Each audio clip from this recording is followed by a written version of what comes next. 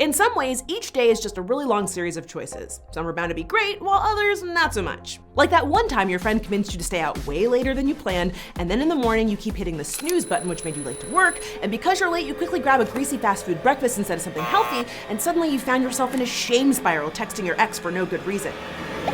Send. Oh no, unsend, unsend. Anyway, sometimes those seemingly small decisions can have some dicey long-term effects, and why we make those choices in the first place might not be a coincidence at all, like smoking. By now, we all know that smoking cigarettes isn't exactly great for our health. It causes cancer, heart disease, stroke, lung disease, diabetes, chronic obstructive pulmonary disease. I could go on, but you've probably heard about all that before. But even though we all know this, each day more than 3,200 people under 18 smoke their first cigarette. And guess what? 9 out of 10 regular adult smokers say they tried their first cigarette as a teenager. So the question is, if we know that some choices will probably have a negative impact on our lives, why do we continue to go down that road in the first place? And why do the smoking rates in some of our communities remain higher than others? Well, to help me answer these questions, I've enlisted the help of my friend Raymond Braun. Thanks, Francesca.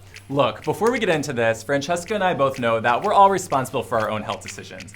And we know that big tobacco isn't exactly placing cigarettes directly in your mouth. The good news is, smoking rates overall are going down, but the reason young people, and especially ones in low-income communities, are at risk isn't as simple or obvious as you think. Hint.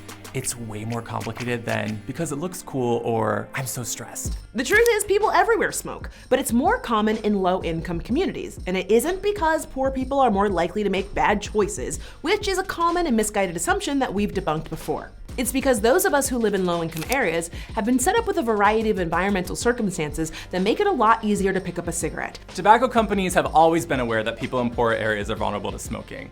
In fact, if you want to know something super shady, Big Tobacco used to give away free cigarettes to children in poor neighborhoods and housing projects, and even proposed distributing them with food stamps specifically to low-income women. And though they can't be quite that obvious anymore, Big Tobacco is still working hard to encourage people to smoke in low-income areas. How do they do it? First, Big Tobacco places ads for cigarettes in gas stations and bodegas, which are often close to schools in low-income communities where teens can't help but notice them day in and day out. And while most people want to believe they're immune to advertising, in reality, regularly seeing tobacco ads can have an impact on you even if you aren't actively going out of your way to read them. And if you happen to live in a poorer neighborhood, the number of ads you're likely to see goes way, way up.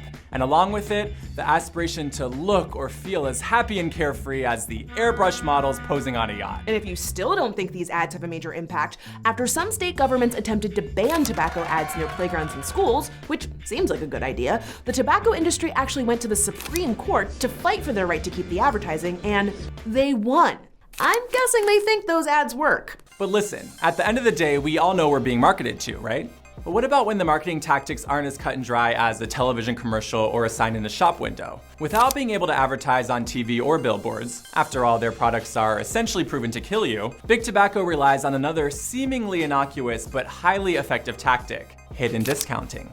Yep, it might not seem like a big deal, but Big Tobacco tries to make their products as cheap as possible by spending almost all of their marketing budget on discounting cigarettes even before they hit the shelves. In fact, they spend $25 million every day on marketing in the US, 80% of which goes specifically to discounting. On top of that, tobacco companies actually manipulate nicotine levels to keep smokers addicted.